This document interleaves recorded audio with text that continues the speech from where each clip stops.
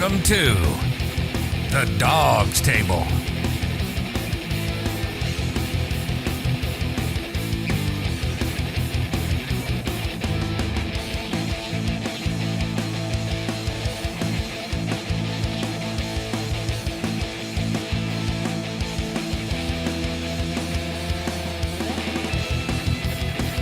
Get access to special guests.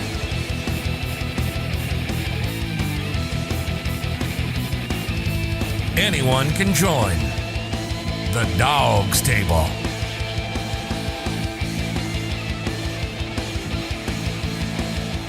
Find the link to join the show in the comments when we go live every Tuesday on YouTube, on Facebook,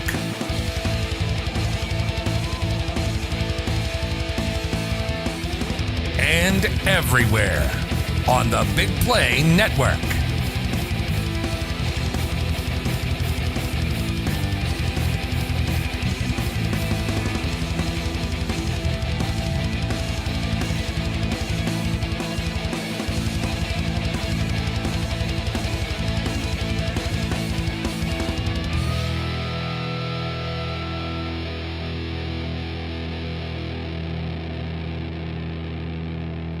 Here's your hosts.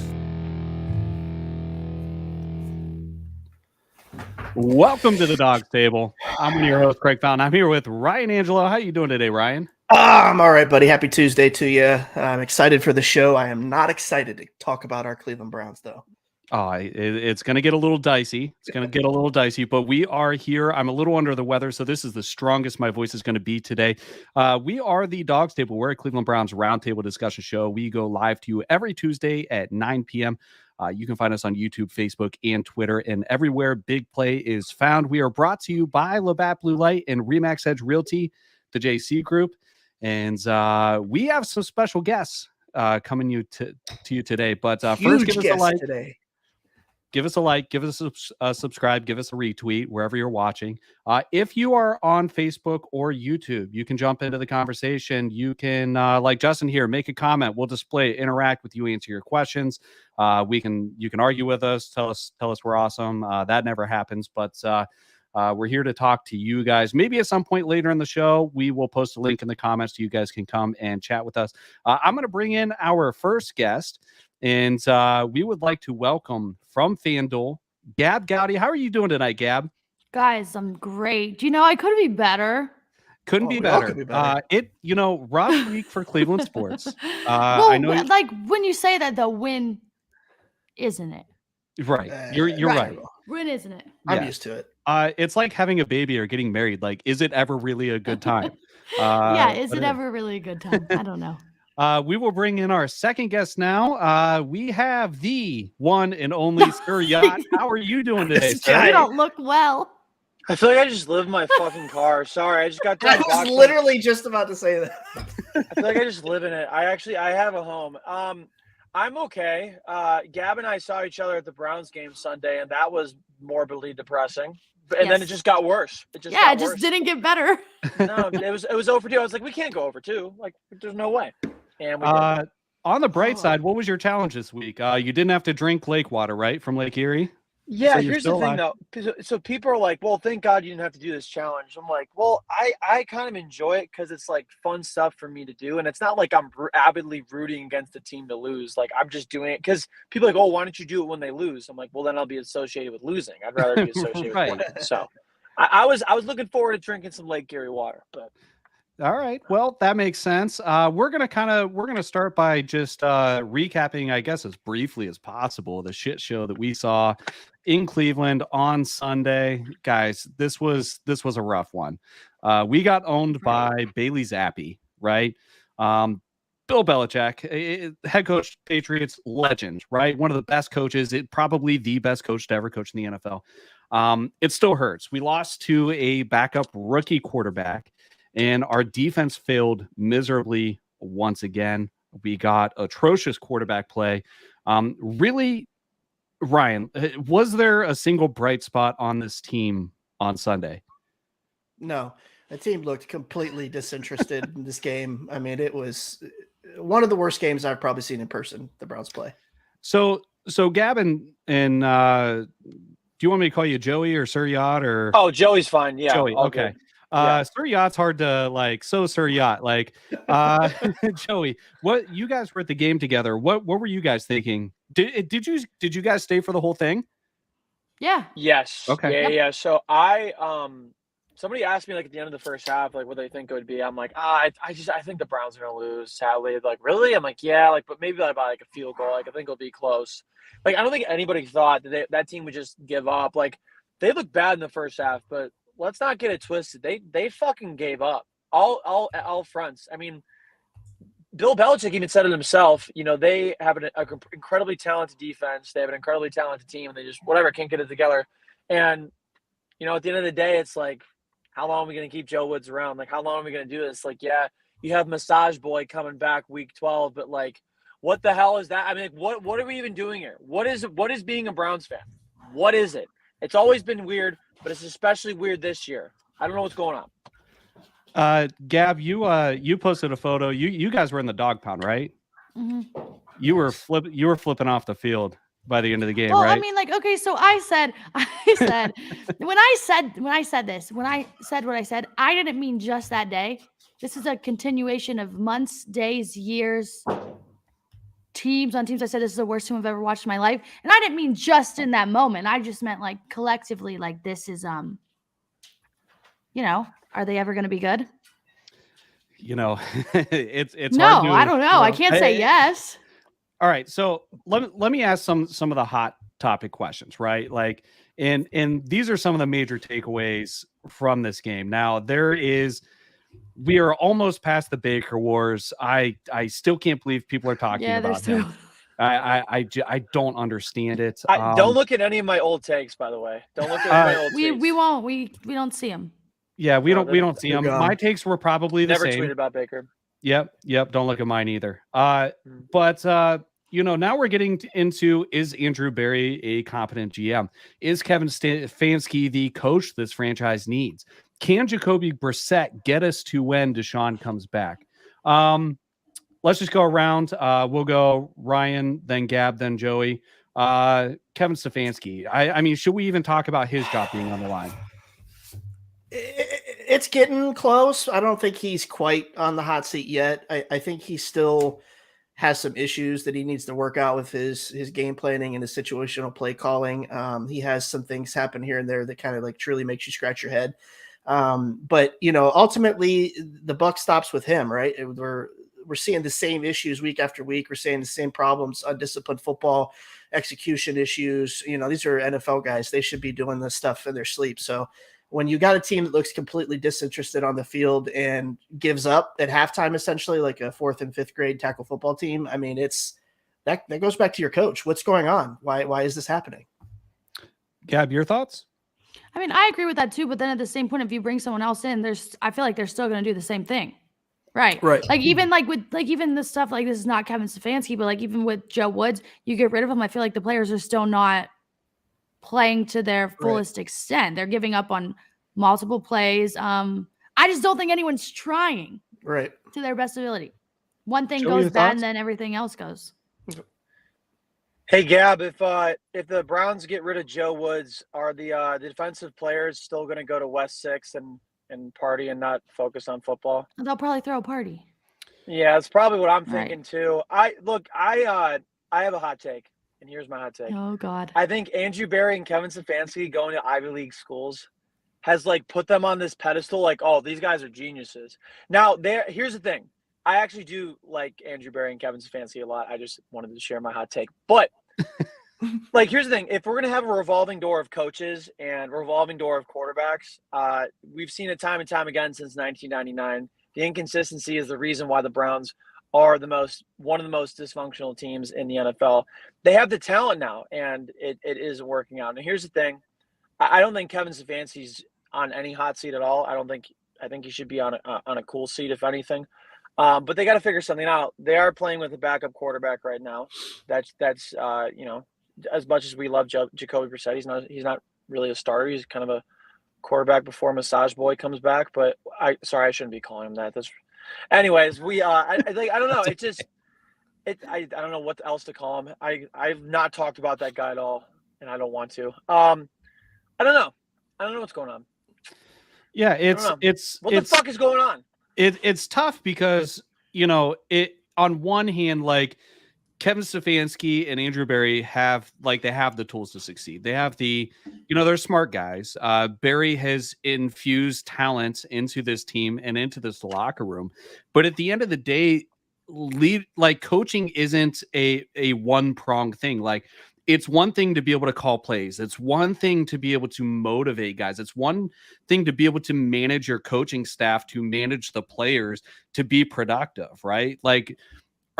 It's hard for me to think that Stefanski and Berry have these guys in some sort of situation that's so unstructured that these guys can't function, right?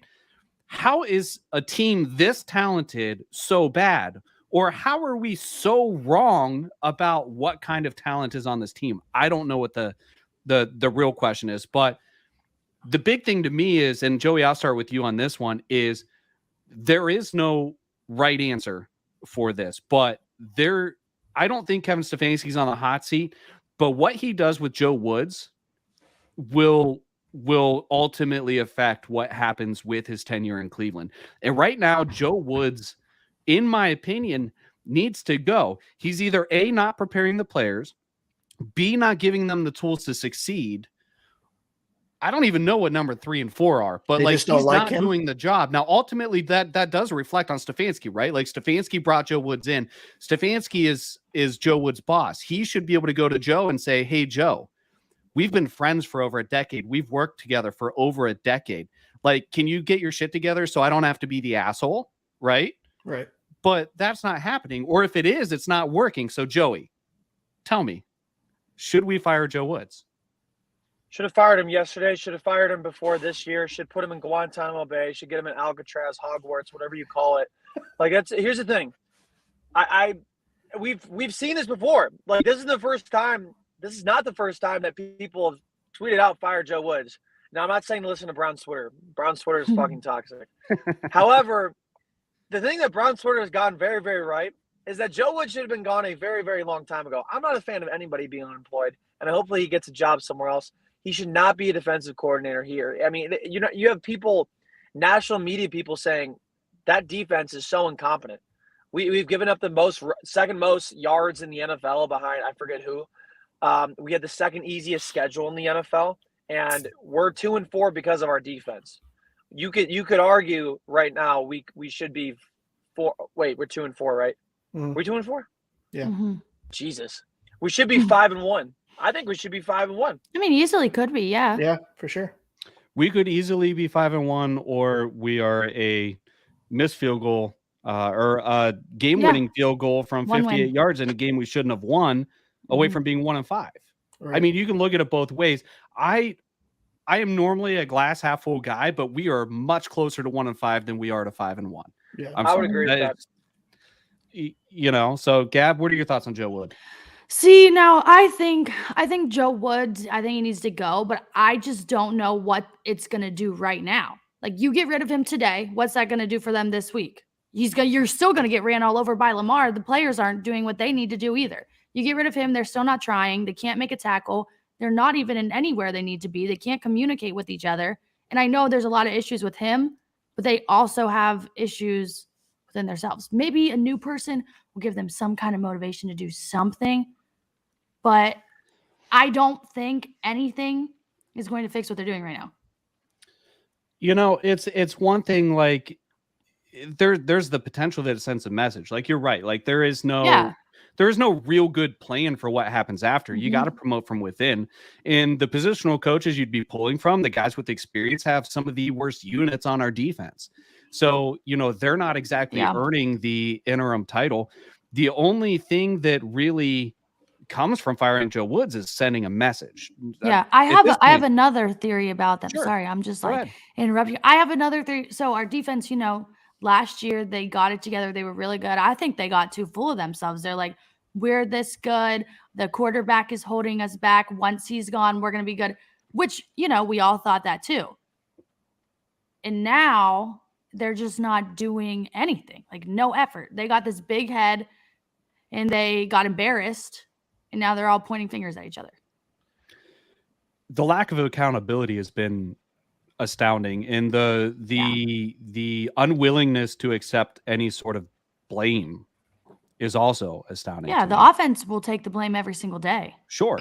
That quote by Greg Newsome and Myles Garrett saying that they felt disrespected by the Chargers for going for it on 4th and 1. I'm like, what the fuck are we talking about? I'd be way more focused about losing that game than feeling disrespected.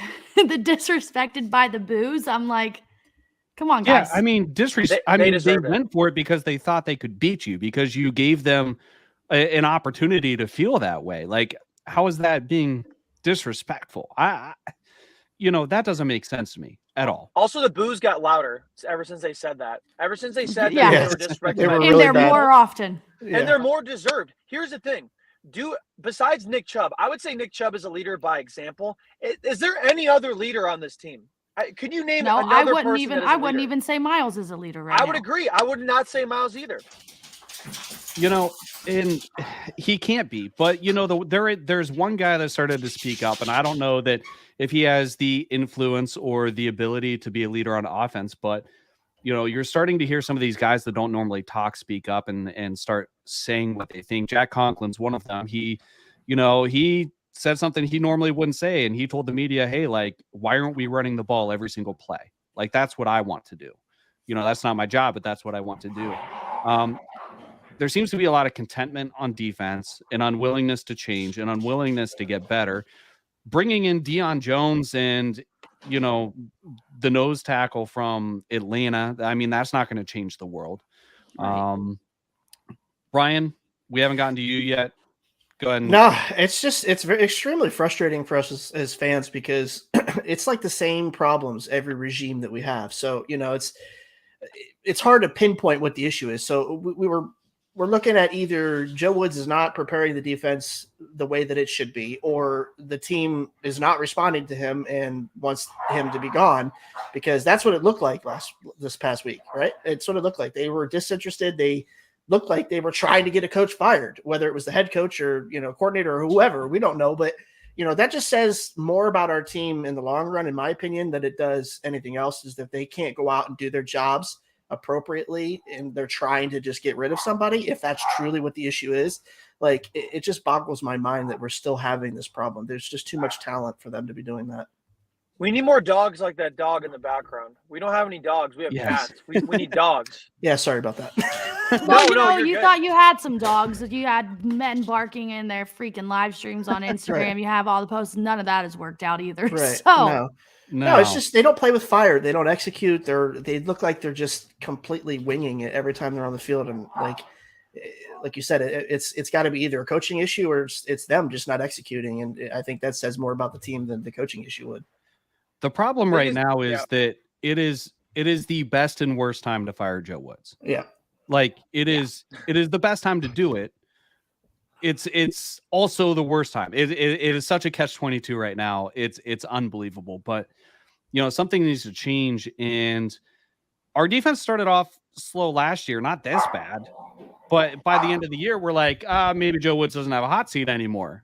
And I'm a little nervous that he's going to earn back a little more than he deserves. This show, by the way, guys, has never been a bitch fest. This is the most bitching that has ever happened on the show, but they deserve it right now. Right. I think. Yeah. That's like, I hate when people are like, why aren't you positive? I said, what is there to be positive about right now? Name a positive thing besides Nick Chubb, like you said, and anybody.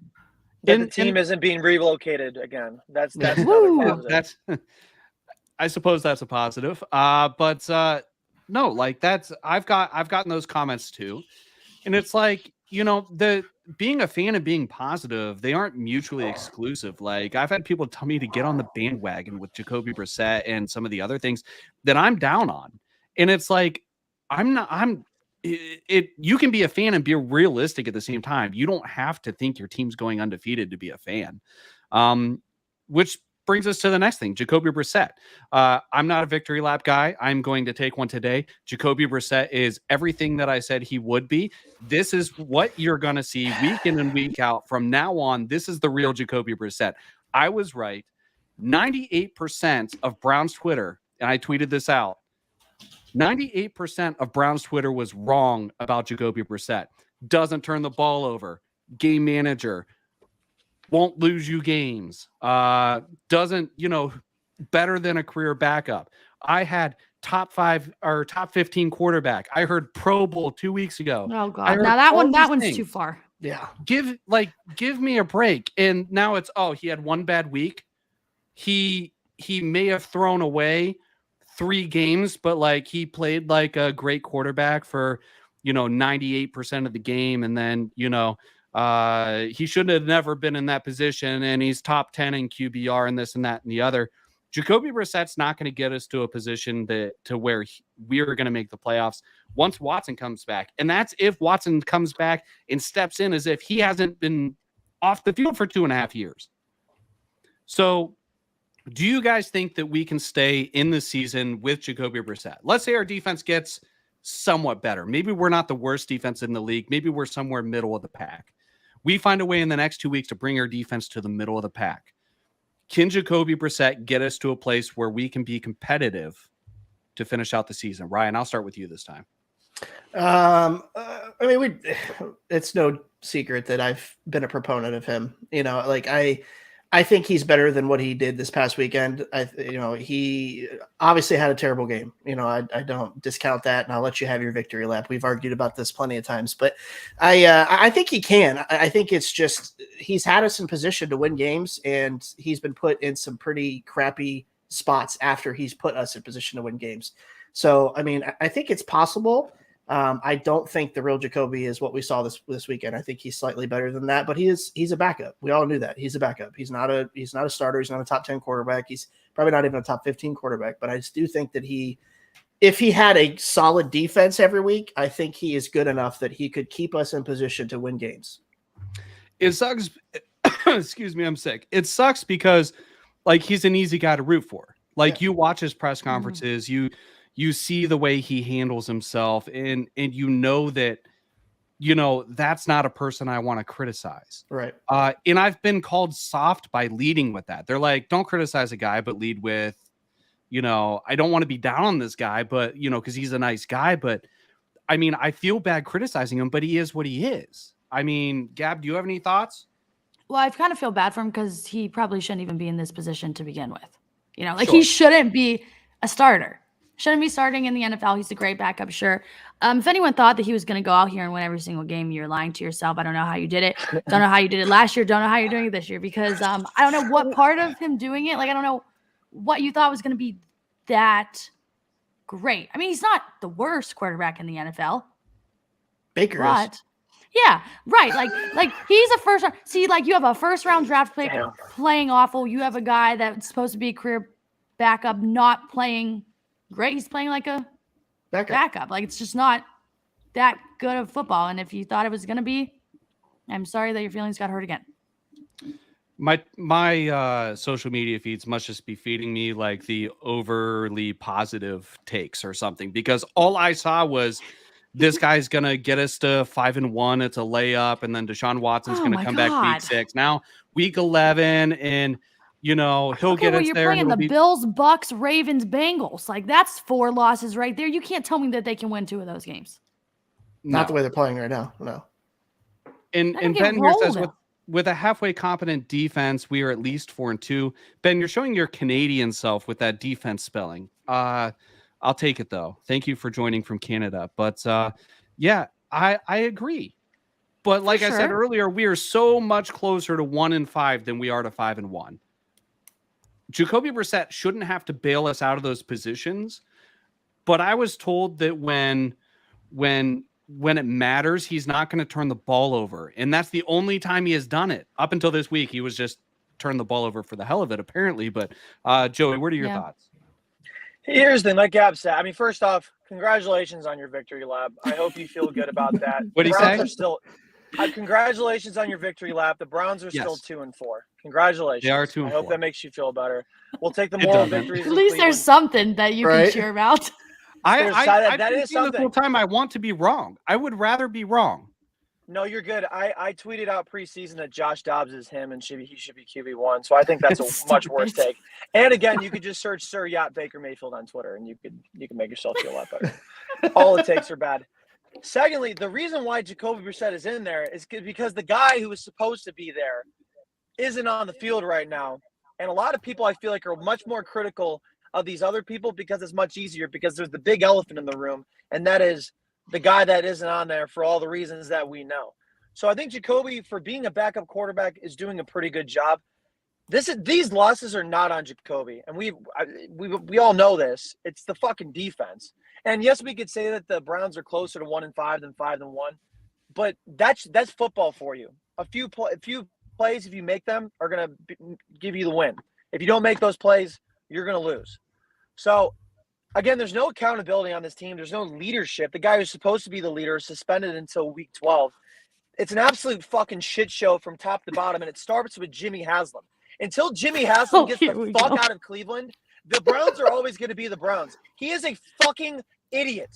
He's an idiot. I saw a good tweet. It was like, D needs to just start acting like Jimmy has dementia, pat him on the back and keep walking. Don't let him speak anymore. And I agree. Yeah. Because Jimmy, I never want to hear that man speak ever again. Every time he's on the mic is bad. Right. I mean, I don't think it's far-fetched for any of us to say that there are bigger issues with this team than Jacoby Brissett right now. Can I ask you guys a question? Yes. How do you guys think that he he knows his position that he's in, but do you think that has any way on his play? He's like, this is not my position. I'm not going to keep it. Jacoby? Yeah. And with everything else going on, do you think he feels like this isn't my team? And so I don't know. He seems like a better leader than that when he talks, at least. I think the situation probably is weighing on him. I think that he probably feels like he has to, be Superman for the team because everybody's expecting him to hold the place for Deshaun when he comes back. And everybody in the fan base wants them to be in a winning place when he comes back. So I'm sure he's feeling that weight. A guy who's a career backup, I don't know. I feel like he probably doesn't, he knows it's not his team. Yeah, he knows his role. He knows it's not his team. So my connection was breaking up. Are you asking if Jacoby feels more pressure given the situation and that if that's affecting his play? Yeah. Or any of it ever so far it feels like uncomfortable. It's got to feel uncomfortable, right? You're not the guy. But this is also his chance to audition, right? This is his chance to get his $50 million from the Buffalo Bills because he's Tyrod Taylor, right? So it's and then Tyrod Taylor went to San Diego or Los Angeles before they put a needle in his lung before they got Justin Herbert. He could have parlayed this into a career-changing move. His time with Miami and his time with Indianapolis was god awful. Yes, god awful, and it was a far different story than what the box score said it was. The box score looks fine. It shows that he's efficient and he doesn't turn the ball over and this and that and the other. But is he in a situation that he has to be in for those games either? Is the next part because they're just bad, As far as his meltdowns. Yeah, well, I mean, when he's playing with the Colts, he's playing with the Dolphins. They were never that great. No. Here we're in games that you need to make a game-winning drive every single game. Right. Not every single game, but they were 500 or better teams. They were on the verge of contention. And at that point, he was the unquestioned starter. Because of Indianapolis, who was there at the time?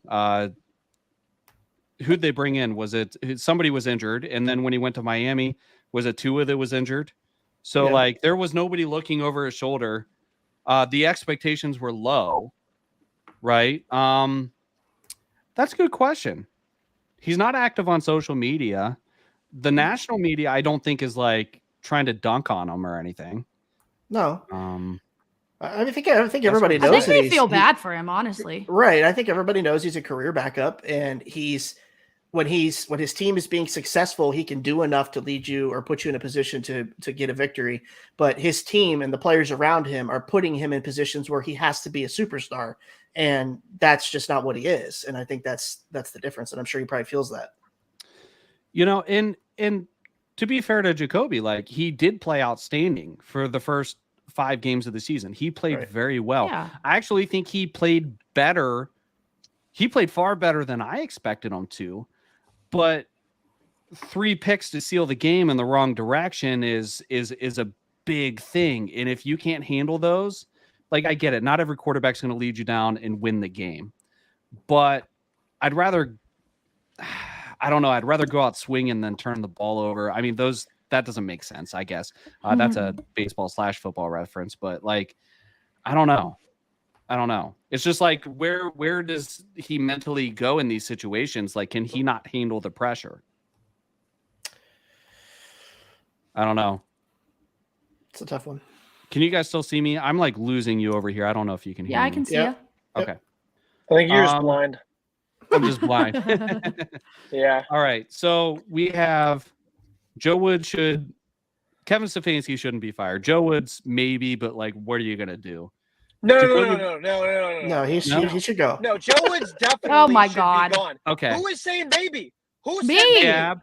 No. Well, because what the F is the difference gonna make? Grant Delpit's still gonna be jogging around with someone in the end zone. This week you're gonna have Mark Andrews stiff arm Grant Delpit into the freaking dust, and Joe Woods is gonna be standing there on the sideline looking at him like, well, you should have been in your position. Then he's gonna blame someone else, and it's all gonna be bad. Yeah. That's my Ravens prediction, by the way. Mark Andrews 2 touchdowns, maybe Lamar 2. I don't know. Yeah, that's gonna be Browns bad. fire Joe Woods, then they'll be 13-4. It's very obvious. I don't know. Oh, how yeah. it right now. The numbers don't That's lie. how it works. Absolutely. That's how it works, right? So I have don't a think at the question end of for the you season guys. they This could is kinda afford to off topic. not let him go.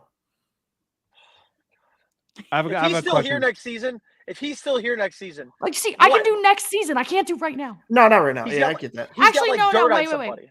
Okay, maybe after the Ravens game, they get rid of him, and then guess But we who we know play? what's gonna happen. No, we guess know who we what's play? gonna happen. The Bengals. Guess what happens every time we get rid of someone before the Bengals? That's true. Great That's a good game. point. That's great. I don't know That's what a good happens after that, but we'll beat the Bengals. point. That's a good point. I know. Speaking of players feeling the pressure, now you two have very large social media followings. Do you guys have players that follow you? Yeah. Are you conscious of that when you tweet? No, I just fired off. Okay. What are they gonna say? Fair enough. I started noticing that Baker, like, doesn't pay attention to anything, so I've started, like, not that I'm, like, straight, like, anti-Baker agenda, but, like, Right. it doesn't really matter at this point. Like, I'll make jokes, like, about it. But yeah, I'm a little conscious, but, like, I said the other day, the Browns totally fucked up the vibes for Cleveland last weekend or a few days ago, and, you know, Chubb follows me, Sion Taki randomly follows me, Isaac Rochelle, a few others, like, whatever. If they get mad at me, like, am I wrong? Wrong? No. Sorry. See, last year they got mad at me. I said that DPJ is not going to be a number 1 wide receiver. You guys need to zip it. It's not going to happen. And they were mad. They were like, that's so disrespectful to him. I said, maybe it's disrespectful to the wide receiver that just got kicked off the team. Yeah. I was just curious because, I mean, now we have, like, not only do we have defensive backs not taking accountability to the press where they're supposed to, even if they don't mean it. Now they're messaging random fans telling them to shut up. Yeah, but, like, I feel like the people that they're messaging go a little too far. Yeah, that with one what dude they're sucks. saying. Yeah, like, he'll, Whoever- like, add them saying, like, weird shit. And I'm like, Right. dude, maybe just don't do that. No, that Maybe dude that's why he sucks. said it. I blocked him a long time ago. That guy is a loser. So, That guy like, sucks. I'm not super familiar. I'm just curious because, like, you guys probably have more players following you than, like, I do, but sometimes I, like, fire something off and I'm like, I hope that person doesn't see it. Like, I don't know. It's weird. Right, but, It's like, weird, yes, but even if you're just saying someone's not doing their job, that's fine. These, like, Right. people are saying, like, some Right. crazy stuff. All right. So, does anybody else have anything to say about the Patriots, or before we move on to Ravens week? Yeah, I do. I have one thing. Yes. And everyone's going to disagree with it. Everyone's going to disagree. And I do think that Nick Chubb needed the ball more. Yes. But how many times can you give someone the ball when you're down like 2 scores? You got to have a passing game, and you got to throw the ball down a little bit to get him somewhere to be in the position to run. And if you can't do that and you can't catch a ball and you freaking fumble everything, he's never going to have it. So other people need to step up so Nick Chubb can be great. I agree. I just think there were so many situations like 2nd 1, 3rd 1, 4th 1 where Nick Chubb should have gotten the ball early in the game. Now, when you're down 2-3 scores, you can't run the ball. You have to pass it 100%. But yeah, I mean, that is a very good point. You can't just rely on like, oh, let's just give it to Nick Chubb. It's like other people have to do their job. And Wyatt Teller, going down and not being in the game definitely didn't help the running attack. But at the same time, like Jacoby throwing 45 times is probably more so because they were coming back the entire game. But there were definitely situations that Nick Chubb probably should have gotten the ball at the beginning of the game. I didn't disagree with you as much as you probably thought I was going to, Gab. I agree with most of it. No, I was on par with that. Yeah, it's just like the crazy people that say we should not throw the ball at all. Oh yeah, I'm like, for sure. Okay, guys. Okay, good luck with that one. For sure. Mm-hmm. I think it's fair to give it to him more than 12 times, though, right? Yeah, for sure. In Kareem Hunt, like this past game, like it's almost like when we abandon the run game, like we don't just like abandon it in favor of the pass. We go from running the ball 55 to 60% of the time to not running it at all. Like I still think that there is some sort of middle ground there where you have to get the ball into Nick Chubb's hands. Yeah. And you know what? I keep seeing the argument like Nick Chubb is 2nd in the NFL in attempts this year. Like, what do you mean give him the ball more? Nick Chubb is on pace for more carries than he ever has. He's also on pace for more than 2,000 yards this season. Of every 2,000 yard plus running season that's ever been done in NFL history, only one of them out of about 10 of them would have done it on less carries, and it is one less than Nick Chubb is projected to have this year. There will also be somewhere between, I don't have the exact number because I looked up the who's had the most running attempts in the NFL in NFL history. He's somewhere between 50 and 100 where he's projected. So it's not like it's some sort of obscure pace of handing the ball off. Now, Derrick Henry, Jonathan Taylor, they generally get it close to 400 times a season. Nick Chubb, 2nd, coming into this past week where he only got 12, he was on pace for 333. Relative to what some of these other backs are doing, it's still not that insane. I think 20 to 22 is that sweet spot. You get to 24, 25, that's where you start getting into those 400 numbers, which might be excessive. But you also have Kareem Hunt. Right, but then those teams also can move the ball down the field. True.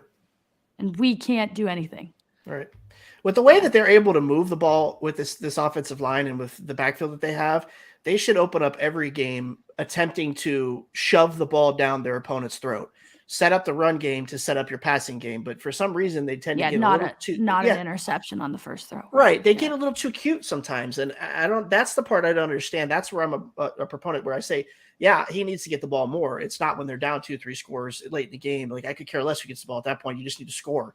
But they should start off every game trying to run the ball down someone's throat because they're fully capable of doing that, and that's how you can take control of a game. You take control of the line of scrimmage. And that's ultimately what's led to the success that we've had on offense to some extent this year, right? Like we are one of the top scoring offenses. Somehow we are like a top 10 offense. I don't understand. It doesn't look like it. On paper we are. But like you get ahead early, you commit to the run game. The problem is once you get behind, this team is not equipped to chase points. Yeah. That is where Jacoby Brissett breaks down. Once he's in a position to where he has to complete that pass or you lose, or you have to score 2 touchdowns to be in the game, that's where we get behind. Now, we had the 4 games that were a layup, like, well, we should be 4-0, we should be 4-1 after week 5. Those were the easy games, right? And now what did you say, Gab? We just had New England. We have we have Baltimore. Yeah. Miami, Buffalo, and Cincinnati. And the Bucs. Tampa as well. And the Bucs. I mean, they're not doing well, but I mean, like, whatever. They'll be fine. They won the Super Bowl when they were very, very bad in 2020. Here's the thing. We have the toughest schedule going on in the NFL. And when you're trying to rely on Nick Chubb only for your offense, and that's, by the way, one phase out of 3 phases of football. The defense fucking sucks. The special teams fucking sucks. I love Cade York, and I think we'll get it together, but he's not consistent. Everybody fucking sucks on this team. Everybody but Nick Chubb and maybe a couple other people. Like, we're relying on one person for all 3 phases. Right. Like, I just don't think I can. I don't know if I can watch them play Buffalo. Oh, my God. Buffalo's There's no way you can keep up with Josh Allen throwing the ball down the field every day. I'm going to that game, and I don't know how I will survive. I literally have a ticket to that game. I mean, you can jump through a table, eat some wings, drink some beers. You'll make it. Yeah, I was just laughing the entire time. For the experience. Hopefully I get a concussion from jumping through a table. Well, I won't remember the game. It'll be fine. Oh, my God.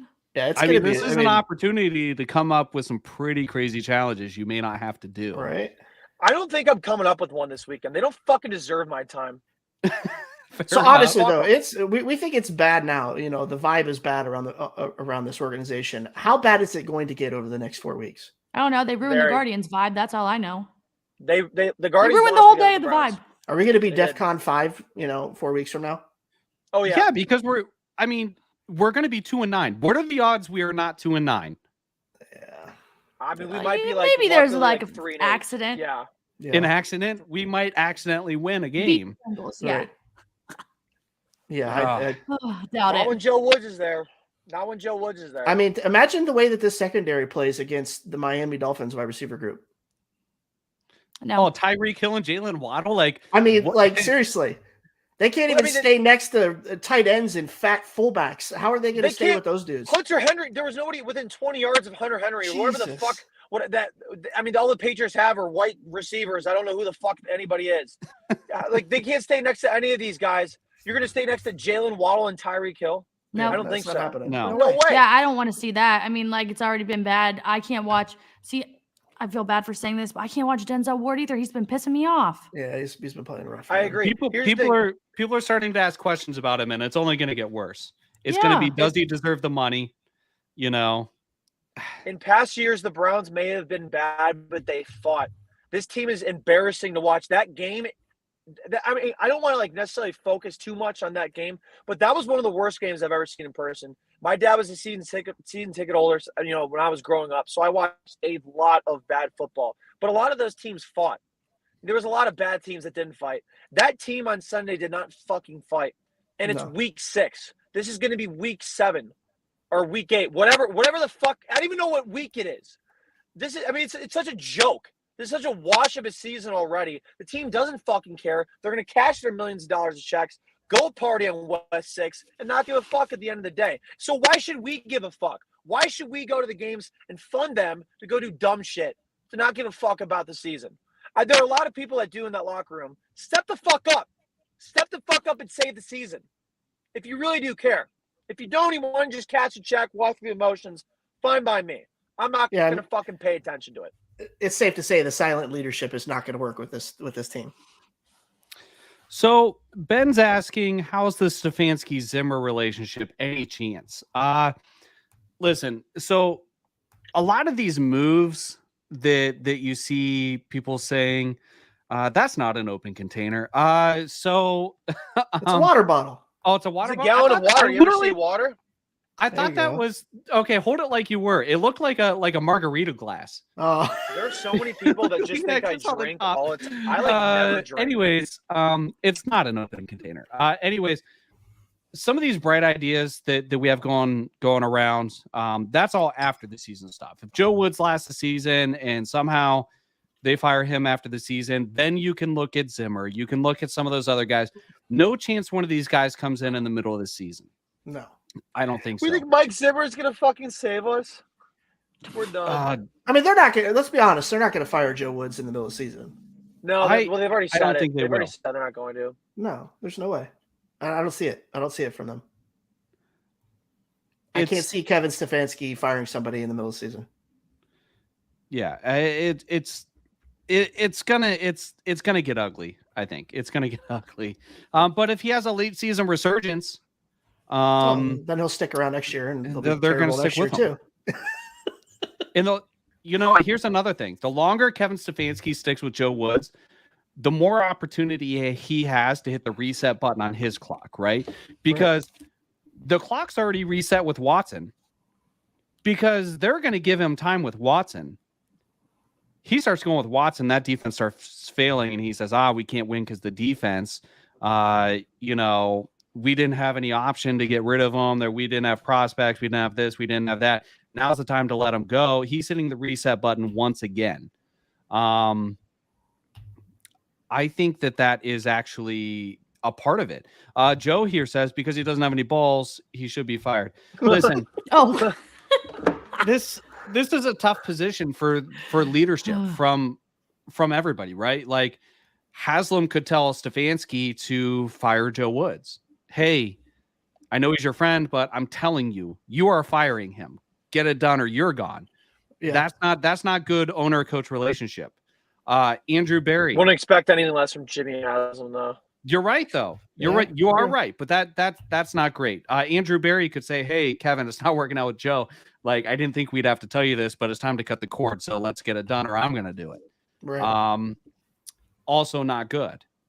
And Kevin Stefanski has a very good relationship with Joe Woods, and you would think that these guys would be smart enough not to let that get in their way. But I'm telling you, it has to play some role to some extent, right? Like we take care of the people we know, the people we've been to battle with. Jimmy would totally tell him to. Yes. Hopefully the homeless guy that told him to draft Johnny Manziel is like waiting outside Haslam's front door, like, hey, like, let that guy go. Yeah. I hope he has a home. I do hope he has a home.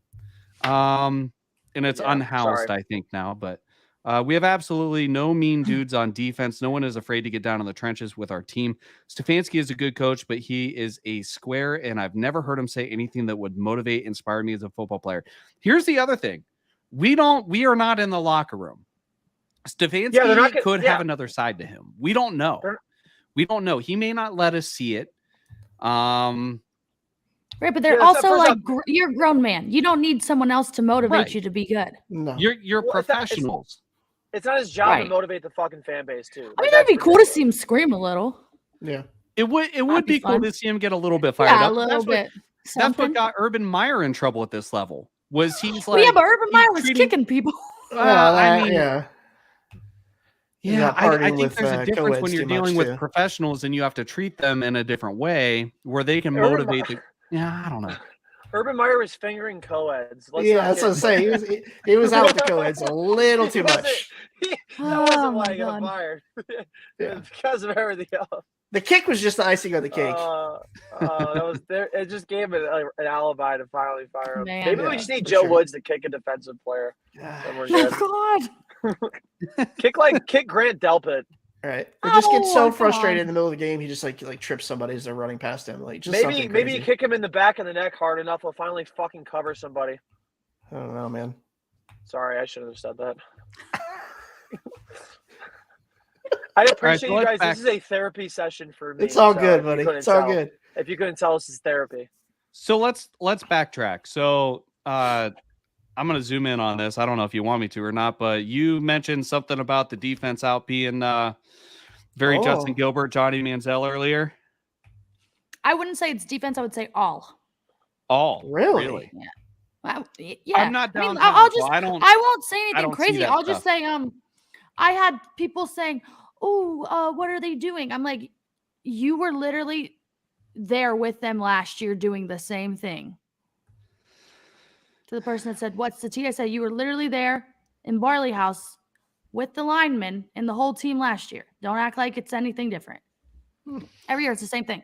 Like it's the same shit. Lose a football game, drink a bottle of tequila."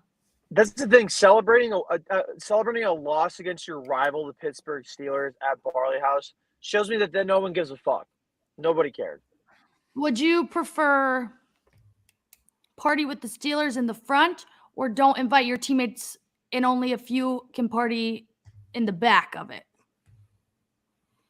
Which one's worse? Because they were both going on at the same time. Probably the latter. Probably just some people by themselves. That's kind of weird. Yeah. Well, here's the thing. Everybody dogs Kyler Murray. if that guy's just playing fucking video games, if Russell Wilson's just praying to Jesus, I'd much rather have that controversy than this shit that's going on here. Right. Like if you're just playing video games and you're playing too many, at least you're just playing video games. Like yeah. Meanwhile, our stars are sitting and drinking whiskey and while tweeting playing video fans. games also. Yeah. You can. Here's the thing. I don't give a fuck if you drink. I just think it's a terrible, like whatever party, celebrate, live your life. You can have fun outside of football. You don't have to be miserable just because you're bad at football. Here's the thing, though. When you're partying with the rival team, right after you got your asses kicked by them. Yeah, they're all friends, though. It's crazy. I don't give a yeah. I mean, but like, it's just such a bad look. It's such a bad look. This is an interesting perspective because Ryan and I are from the Canton area. Like, we're not too far, but we're also not like jumping around the bars in Cleveland to be able to see these kinds of things. So, and you don't really hear about them, right? Because it's not like you guys are going to snap a picture and be like, look what this guy's doing. You know what I mean? But like, right? Do you think that this is, it plays a role in all of this? No, I don't really think so. It just annoys me. No, it's just a accountability. It's like an annoying thing. Yeah, I think it's just annoying. It's just like it's like an added layer, but it's not right. But like, I want them to like enjoy their time. I don't want them to be miserable because I know they're definitely not having a good time on the field. Sure. So do you think these solves everything? If they would have won and celebrated with the Steelers after, that would have been way more savage. You're celebrating with the losers. Yeah, that would have been great. So do you think that we have a culture problem? We've had one since '99. Of course we do. I mean, because there's the accountability is not there. Yeah, but like, I think it might just be like an NFL problem. I think the culture in the NFL is off anyways. Right. And I think it's not just our team. It's like all teams that have similar issues like that. But some just win, so you don't know about them. Right. It doesn't come to the forefront because they're winning and they don't care and they're not bitching and fighting with people on Twitter. I think Craig lost his feed. So we'll move on to the Baltimore game coming up. I'd like you guys to give me your predictions, keys to the game, all that good stuff. Just kind of give me a rundown of what you think is going to happen. Go ahead, Gabb. Okay, well, last year they absolutely took away the entire run game that we had. Nick Chubb did nothing in that game. And in an interview after the game, Marlon Humphrey said, I didn't even see him on the field. That's how bad it was. And Lamar threw 4 interceptions, and they still won. I think, I think the Ravens win. Sorry, very negative, but I think the Ravens. That's all right. I think the Ravens win. Like I said before, you're gonna see Grant Delpit get stiff-armed by Mark Andrews and left in the dust, and John Johnson's gonna like trip onto Grant Delpit while Mark Andrews is scoring his like third touchdown. They're just all gonna fall over on each other. What about that's you, one thing that. That's one thing to bet on FanDuel, over under how many trips there are, how many blown coverages there are. You missed my Ravens prediction. I said no, it's not going to be good. Oh, it's not going to be good at all. It's not going to be good. I would love to be wrong. Me too. Here are my keys for the Ravens coming into this Sunday. There's 2 simple keys. Wake up and go to the facility. Actually, a third one, and then play the football game. That's it. They're going to win this game. We lost last year, like Gabb said, with Lamar throwing 4 interceptions. Yeah. He's not going to throw 4 interceptions against this fucking defense. He's not. And it's not negative. It's being real. We've had this tape time and time and time again. They're 2-4. They lose games. They do not know how to play defense. They're not communicating. There's no heart. You look at any other team. They're playing on the same football field. The Patriots play on the same football field under the same conditions. You can't blame any of that stuff. A team wanted to win, and a team didn't give a fuck. And it's been like that the past 3 weeks, and I don't think it's going to change in Baltimore. Right. Watch like it gets so crazy that we see Justin Tucker go out there to kick a field goal, and he throws like a fucking touchdown pass. Right. Oh, yeah. Right. I hate that guy. He's good at everything. He's good at opera. He's good at he's handsome. Fuck that guy. He's also Lamar Jackson's going to run us. He knows it too. Did you see him call himself a system kicker? Right. He fucking knows. He's a robot. He deserves to say anything that he wants. Right. I mean, hell, I don't care. He's the GOAT. Oh, man. The Ravens have not done well at closing out games. Their defense has been bad. Yes. Yeah, they've been dropping. Though.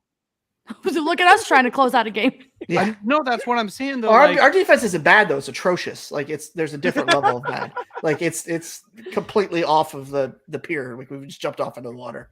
The question, I mean, can we hold them to a small enough lead to where maybe they could accidentally lose to us? I mean, I think that's the. But like maybe we could also accidentally do it too. Who can not accidentally first? I don't see it. Right. Is that the motto for the rest Who of the doesn't season, have Craig, the ball is to last? That's going to be win. who wins.